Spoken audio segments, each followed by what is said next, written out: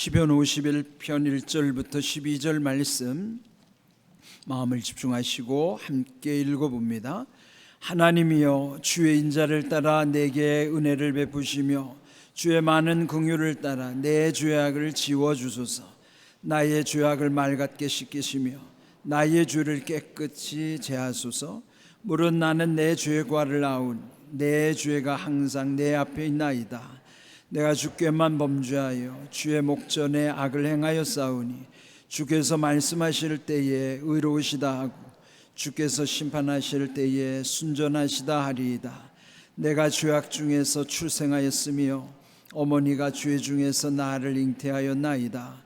보소서, 주께서는 중심이 진실함을 원하시오니 내게 지혜를 은밀히 가르치시리이다. 웃을주로 나를 정결하게 하소서. 내가 정하리이다. 나의 죄를 씻어주소서. 내가 눈보다 희리이다. 내게 즐겁고 기쁜 소리를 들려주시사 주께서 꺾으신 뼈들도 즐거워하게 하소서. 주의 얼굴을 내 죄에서 돌이키시고 내 모든 죄악을 지워주소서. 하나님이여, 내 속에 정한 마음을 창조하시고 내 안에 정직한 영을 새롭게 하소서. 나를 주 앞에서 쫓아내지 마시며 주의 성령을 내게서 거두지 마소서. 주의 구원의 즐거움을 내게 회복시켜 주시고 자원하는 심령을 주사 나를 붙드소서. 아멘. 우리 인생에 무엇을 하든지 원리가 있어요. 그리고 그 원리를 또 어떻게 적용하는가, 그 적용할 때 중요한 것은 기본이 중요한 거예요. 기본을 무시하면 안 되겠죠. 성경에도 하나님이 우리 인생의 원리를 말씀하시면서 그 원리 속에 우리에게 중요한 믿음의 토대가 되고 기본이 되는 것이 무엇인가를 알려주시는 것입니다. 오늘 이 말씀은 그 원리와 또 우리 삶 속에서 적용해야 될 때 중요한 기본이 되는 것입니다. 저도 목회하면서 마음에 좀 힘든 부분은 오래 신앙생활을 했다고 해도 변화되지 않는 모습을 볼 때입니다. 그럼 왜 변화가 안 될까? 아마 오늘 우리의 이 말씀을 따라가다 보면은 우리 자신이 그 원리를 깨닫지 못하고 또 그 원리대로 우리 삶에 적용이 되지 않아서 믿음의 기본이 갖춰지지 않아서 변화되지 않는 경우가 많습니다. 오늘 우리의 모든 문제는 성경은 죄로부터 시작된다는 것을 알려주십니다. 어쩌면 지금 여러분이 당면한 문제도 그 원인이 여러분의 죄와 무관하지 않을 것입니다. 왜 죄가 이렇게 중요한 것인가 하면은 마치 우리의 물속에 그 물속에 가라앉는 것이 큰 돌멩이만 가라앉는 게 아니에요. 어쩌면 눈에도 잘 띄지 않는 조그마한 모래 알갱이도 그 물속에는 가라앉아 있습니다. 그와 같이 죄라는 것은 큰 죄든지 작은 죄든지 다 지옥으로 끌고 가는 힘이 있어요. 그래서 죄의 문제를 해결하지 아니하고는 결코 우리 인생이 온전해질 수가 없습니다. 성경은 그 죄가 어디로부터 비롯된 것인가를 창세기 3장을 통해서 말씀하고 있습니다. 아담과 하와가 그 뱀의 유혹, 마귀의 유혹 가운데 자기들도 하나님처럼 되고자 하는 욕망으로 그 선악과를 따먹습니다. 그런데 실제로 그 선악과를 따먹고 난 다음에 자신들이 두려움을 느끼기 시작하는 거예요. 그래서 결국 그들은 나무 밑에 숨었다고 그랬죠. 그때 하나님이 아담을 부르시는 겁니다. 네가 어디 있느냐? 이렇게 물으시는 거는 네가 지금 있을 곳이 어디냐고 묻는 거예요. 우리도 이 주님의 음성 가운데 내가 있어야 할 곳이 어딘가, 그걸 우리가 늘 생각해야 됩니다. 그때 아담이 답하기를 내가 벗었으므로 두려워하여 숨었나이다. 이전에 벗었을 때는 그 허물에 대한 것을 부끄러워하지 않았어요. 여러분, 죄를 짓게 되면은 눈이 밝아지는 것은 우리 죄가 너무 잘 보이는 거예요. 그런데 자기 죄는 못 보고 상대방의 허물을 보면서 그것을 지적하기 시작하는 거예요. 그런데 죄를 지으면 나타나는 현상이 두려움입니다. 이 두려움뿐만 아니라 죄로 인한 부작용들이 많아요. 오늘 이 시편 51편은 다윗이 범죄한 다음에 죄로 인하여 얼마나 괴로워하는가. 그 까닭은 여러분 잘 아시는 것처럼 다윗은 그 자기의 충성스러운 장군 우리아의 아내를 범했죠. 그 간음죄뿐만 아니라 그 사실을 깜짝같이 숨기려고 우리아 장군을 전쟁 최일선에 내보내서 그를 죽게 만들어요. 그래서 결국 이 다윗은, 우리가 그렇게 하나님께서 귀하게 여기셨던 다윗은 죄로 치자면은 간음죄, 살인죄를 지은 아주 중죄인이죠. 그럼에도 불구하고 그가 어떻게 철저하게 온전하게 회개한 다음에 하나님이 그를 더 크게 쓰셨는가를 알 수 있어요. 그러니까 이렇게 이 다윗이 죄를 지은 다음에 그가 마음에서 경험했던 것처럼 죄를 지으면은 여러 가지 부작용이 나타납니다. 첫 번째 나타나는 부작용은 마음의 평안함과 기쁨이 사라지는 거예요. 아담이 선악과를 범죄한 다음에 두려웠다고 그랬죠. 두려움은 평안을 사라지게 하는 거예요. 그리고 기쁨이 없어집니다. 오늘 읽은 12절 말씀에도 그래서 주의 구원의 즐거움을 내게 회복시켜 주시옵소서. 그 즐거움이 없다고 하는 것이 얼마나 삶이 곤고한 것인가. 여러분도 아마 경험할 것입니다. 죄를 지으면은 마음의 평안과 기쁨이 없어집니다. 두 번째 부작용은 하나님과의 관계가 끊어지는 거예요. 11절 말씀처럼 나를 주 앞에서 쫓아내지 마시며 주의 성령을 내게서 거두지 마소서. 죄로 인하여 결국 하나님으로부터 버림당할 뿐만 아니라 성령도 거두어 가신다 하는 것이죠. 이렇게 하나님과의 관계가 끊어지기 때문에 세 번째 부작용은 아무리 기도해도 기도 응답이 되지 않는 거예요. 시편 66편 18절 내가 나의 마음에 죄악을 품었더라면 주께서는 듣지 아니하시리라. 죄를 가지고 구하면 하나님은 절대 응답하지 않습니다. 오늘 그 담임 목사 칼럼에 주부에 실은 대로 죄를 지으면 마음의 평안과 기쁨이 사라집니다. 죄를 방치하면 하나님과의 관계도 끊어집니다. 죄를 그대로 묻어두면 아무리 기도해도 응답되지 않습니다. 그래서 먼저 이 죄의 문제를 해결해야 되는 것이에요. 그 죄의 문제를 해결하는 것이 회개라고 하는 것이에요. 물론 사전의 의미로서의 회개는 잘못을 뉘우치고 바로잡는다는 어쩌면은 너무나 단순하게 표현이 되어 있어요. 그런데 성경에서 의미하는 회개라는 것은 내 지은 죄를 철저히 뉘우칠 뿐만 아니라 하나님께로 돌아오는 것입니다. 원래의 자리로. 아담에게 하나님이 처음 물으신 것처럼 네가 어디 있느냐, 마땅히 있어야 할 내 자리로 돌아오는 것이 회개라 말이에요. 이런 회개를 다윗을 통해서 성경은 아주 철저하게 또 온전하게 회개하는 모습을 우리에게 보여주십니다. 시편 6편 6절을 보시면은 내가 탄식함으로 피곤하여 밤마다 눈물을 내 침상을 띄우며 요를 역시나이다.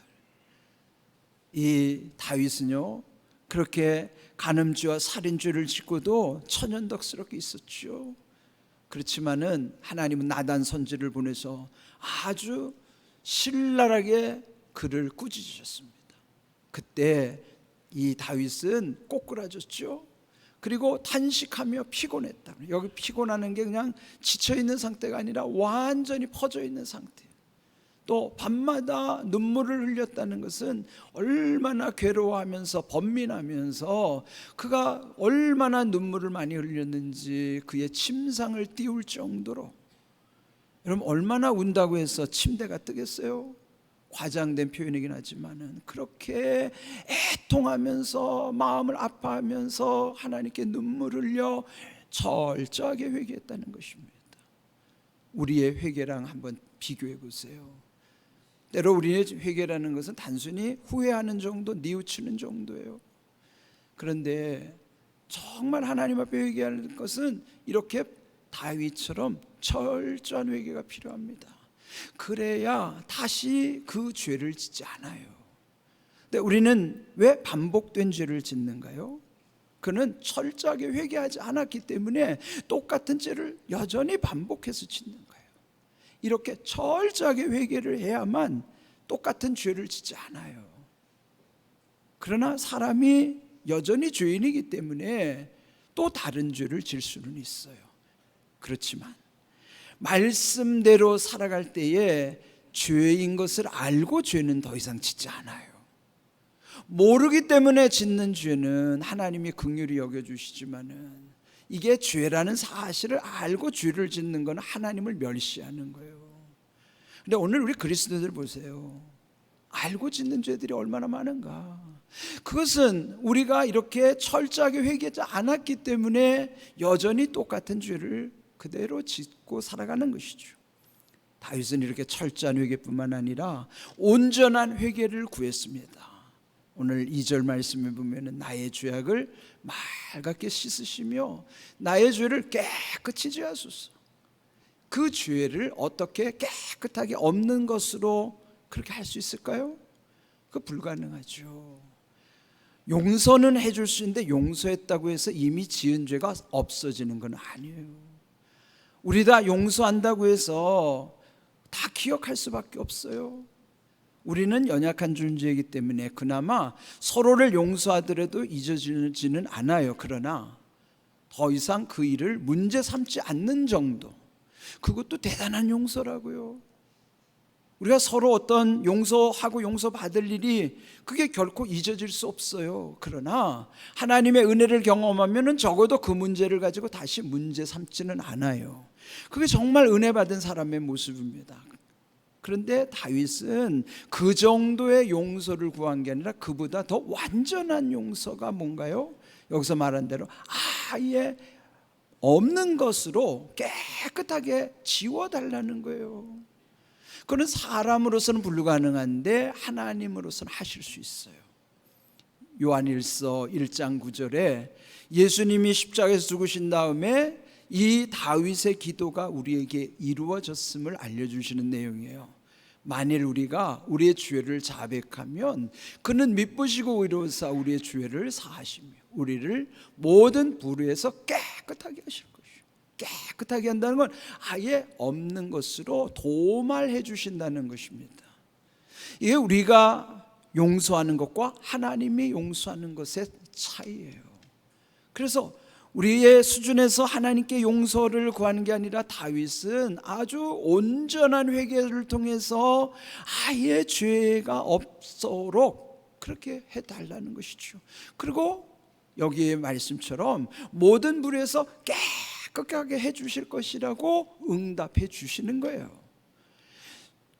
주님이 우리의 죄를 위해서 죽으셨기 때문에 우리는 죄 용서를 받는 게 그렇게 철저하게 우리를 완전히 잊는 거예요. 그 죄를 하나님은 아예 우리처럼 문제 삼지 않을 정도가 아니라 아예 없애주신다는 겁니다. 이게 얼마나 큰 은혜입니까? 그래서 우리는 이 죄 용서를 받고도 되게 의심이 들어요. 그렇지만은 성경에 있는 말씀을 믿으면은 의심해서는 안 됩니다. 하나님이 우리를 얼마나 사랑하시기에 이렇게 우리의 죄를 이렇게 다 없도록 해주실까? 우리는 할 수 없지만 하나님은 그렇게 하시겠다고 약속을 해주신 것입니다. 그런데 오늘 이 말씀 속에서 다윗이 아주 철저하게 깨달은 게 있어요. 그 죄 가운데서 하나님께서 구하시는 제사가 무언가를 깨달았어요. 시편 51편 17절에 보면은 하나님께서 구하시는 제사는 상한 심령이라 하나님이여 상하고 통회하는 마음을 주께서 멸시하지 아니하시리이다. 이 하나님이 원하시는 제사, 우리로 표현하면 하나님이 원하시는 예배를 의미하는 거예요. 그런데 여기서 이 다윗이 이렇게 엄청난 죄를 짓고 용서함을 받은 다음에 깨달은 결론은 하나님이 원하시는 제사는 상한 심령이라는 것을 알게 된 거예요. 상한 심령은 영어로 보면 broken heart라고 되어 있어요. 찢어진 심령, 찢어진 마음을 하나님이 원하시는 거예요. 그 찢어진다는 건 우리 가운데 통회하는 거예요. 통회라는 아픔으로 회개하는 것을, 그게 찢어진 심령이라고 하는 거예요. 근데 왜 여기 찢어진 심령을 하나님 원하시는가 하면은 마태복음 27장 51절, 예수님이 십자가에 달려 죽으실 때에 예수님은 당신의 몸을 찢으셨어요. 당신의 몸이 찢어질 때 하늘에서는 하나님께서 성소에 있는 휘장을 위로부터 아래까지 쫙 찢어주신 거예요. 그전에는 이 휘장이 찢어져 있다는 것은 하나님과 우리 사이가 막혀 있다는 거예요. 또 하나님과 우리 사이에 담이 있다는 거예요. 그러면 통할 수가 없죠. 그런데 예수님이 십자가에서 몸이 찢어지시는 그 순간에 하나님은 성전의 휘장을 위로부터 찢어주신 것, 왜 위로부터 찢어진가? 그건 하나님이 하셨다는 증거예요. 그렇다면 예수님은 몸을 찢으셨고 하나님은 휘장을 찢으신 것처럼 우리가 찢어야 될 것은 내 마음을 찢어야 된단 말이에요. 그럴 때 내 마음이 찢어질 때 내 속에 있는 모든 부정한 것, 죄와 오물, 그리고 모든 나쁜 것들이 다 나오는 거예요. 그런데 왜 우리가 변화되지 않는가 하면은 내 심령이 찢어지지 않으니까 여전히 내 안에 그것이 그대로 있는 거예요. 여러분이 오늘 이렇게 다 예쁜 모습으로 옷을 갖추고 입고 왔지만은 아마 여러분들 속에는 남몰래 흐르는 눈물이 있을 거예요. 또 상처도 있을 것입니다. 뿐만 아니라 그런 것으로 인하여 때로는 남을 원망하고 또 미움이 극에 달하면 그 사람을 정말 죽이고 싶을 정도로 증오하는 마음도 있을 것이에요. 근데 그게 상한 심령으로 터져나오지 않고는 그거 절대로 빠져나오지 않습니다. 그러니까 우리는 맨날 그걸 묻어두고 예배만 드리는 거예요. 왜 하나님이 찢어진 심령을 원하시는가? 우리 안에 있는 모든 부정한 것, 이런 죄들이 다 나와야 그 안에 하나님의 은혜가 들어가기 때문이에요. 우리는 늘 마음속에 이렇게 한 주간을 살면서도 우리 안에 온갖 부정한 것들이 얼마나 많았습니까? 때로는 남을 정죄하기도 하고 미워했을 뿐만 아니라 또 아무 생각 없이 남에 대한 험담도 했을 것이고. 그런데 왜 그런 것이 없어지지 않을까요? 여러분의 심령이 아직 찢어지지 않아서 그래요. 왜 하나님이 상한 심령을 원하시는가? 그 상한 심령을 누가 찢어야 되는가? 내가 찢어야 돼요. 하나님이 휘장을 찢으셨고 예수님은 몸을 찢으셨듯이 나는 내 마음을 찢어야 돼요. 그래야 내 속에 있는 모든 부정한 것, 내 안에서 사라져야 할 것들, 그 해결해야 될 것은 찢어진 심령 속에서 나와야만, 그때 하나님이 우리에게 부어주신다고 약속하신 것이 에스겔 11장 19절의 말씀입니다. 내가 그들에게 한 마음을 주고 그 속에 새 영을 주며 그 몸에서 돌 같은 마음을 제거하고 살처럼 부드러운 마음을 줄 것이라고 약속하셨어요. 그 상한 심령, 찢어진 마음 속에서 이제 그 속에는 새로운 영, 성령이 우리 가운데 오셔서 그동안에 나에게 돌 같은 마음이 다 제거되게 하시고 부드러운 마음을 우리에게 주시는 거예요.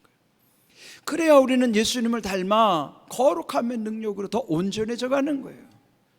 회개는 일회성이 아니라 우리가 모르고 짓는 죄들이 또 있기 때문에 늘 우리는 회개의 영을 하나님께 구해야 되는 거예요. 그 회개의 영을 힘입어서 우리는 상한 심령으로 주님 앞에 나와야 돼요.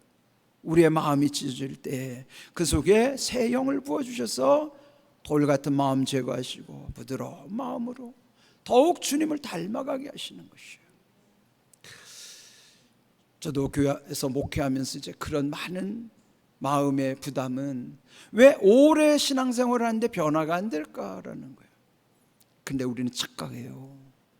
우리 생각에는 직분이 높으면은 믿음이 좋은 것처럼 착각하고, 그냥 신앙생활을 오래 하면 믿음이 좋아질 거라고 그것도 착각해요. 근데 그렇지 않아요. 왜 그럴까요? 이 원리를 깨닫고 기본을 갖추어야 되는데, 전혀 오래 다니긴 했어도 오래 다니다 보니까 직분은 높아졌는데 실제로 회개의 영을 힘입지도 않고 그 심령이 찢어지지도 않았어요. 그래서 변화가 없는 것이죠. 목사라고 믿음 좋은 게 아니에요. 목사도 지옥 갈 수 있고 장로도 지옥 갈 수 있어요. 정말 중요한 것은 하나님 앞에 우리 자신들을 돌이켜 정말 거룩함의 능력으로 살아가는 것만이 하나님이 원하시는 삶이란 말이죠. 오늘 이렇게 귀한 말씀 속에 마가복음 1장 15절은 예수님이 공생애를 시작하면서 첫 마디예요. 그 첫 마디가 때가 찼고 하나님 나라가 가까웠으니 회개하고 복음을 믿으라. 그렇다면 복음을 믿으라고 할 때 그 믿음의 출발이 뭔가? 그게 회개입니다. 그 회개로부터 믿음이 더하여지는 것이지, 회개 없는 믿음은 존재하지 않아요. 철저한 회개 속에 믿음이, 그 철저한 회개가 바른 믿음으로부터 점점 온전한 믿음, 또 복된 믿음으로 세워져 가는 것이에요. 말씀드린 것처럼 죄는 심각하다고요. 죄의 한문을 잘 보세요. 죄의 한문은 그 처음에 그물망자 밑에다가 안일 비자로 되어 있어요. 그러면 대충 연상되죠. 그 우리의 죄로 인해서는 모든 게 다 그물에 걸리기 때문에 하고자 하는 일들이 안 될 수밖에 없어요. 안일 비자, 안 될 비자. 죄를 그대로 가지고 있으면은 여러분의 마음에 평안도 기쁨도 없을 뿐만 아니라 하나님과의 관계가 끊어지기 때문에 또 기도해도 소용없어요. 응답 없죠. 응답이 있으려면 먼저 회개로 통하여 회복이 된 다음에 하나님과의 소통이 이루어지는 게 그게 응답입니다. 여러분, 오래 믿었다고 자만하지 마십시오. 직분이 높다고 자만하지 마십시오. 그게 중요한 게 아니에요. 제대로 믿는 게 중요한 거예요. 온전하게 믿는 게 중요한 것입니다. 이런 귀한 믿음 가지고, 그래야 우리의 삶이 성령이 주도하시는 삶 속에서 우리가 함부로 마음이나 생각, 말하는 것, 그거 함부로 하지 않아요. 우리들의 말과 행동, 그 언행을 보면은 그 사람의 거룩함이 드러나는지 안 드러나는지 다 알잖아요. 그러면 그게 진짜 믿음인지 아닌지도 다 알게 되죠. 꼭 하나님 앞에 심판을 받아야만 아는 것이 아니라 우리의 일상에서 내 자신이 하나님과의 관계 속에서 먼저 깨닫게 하시고, 우리의 서로의 관계 소통 속에서도 그런 건 다 드러나게 돼 있어요. 오늘 이 주신 말씀을 잘 기억하십시오. 그래서 이 다윗은 그렇게 극악한 죄를 지었음에도 불구하고 그 모든 것을 철저하고 온전하게 회개하니까 하나님이 그를 완전히 도말하여 주신 거예요. 그래서 그를 하나님이 평하시기를 내 마음에 합한 자라고 유일하게 표현한 인물이 다윗이에요. 그가 온전해서가 아니에요. 그런 엄청난 죄를 지었어도 그는 회개의 영으로 완전히 새로워졌기 때문에 하나님이 그를 통하여 역사하시는 거예요. 오늘 우리도 철저한 회개, 온전한 회개를 통해서 하나님이 기뻐하시는 삶 속에, 하나님이 쓰시는 삶, 하나님이 기뻐하시는 삶, 그러한 믿음으로 여러분 날마다 새롭게 하나님이 주시는 지혜와 능력을 힘있기를 원하고, 우리가 그렇게 살아야만 우리가 늘 기도하는 대로 말씀대로 이루시는 은혜와 복 체험하고 간증하고 누리는 삶이 될 수 있는 거예요. 이런 귀한 은혜가 여러분 속에 늘 부어질 수 있기를 주님의 이름으로 축복합니다. 아멘.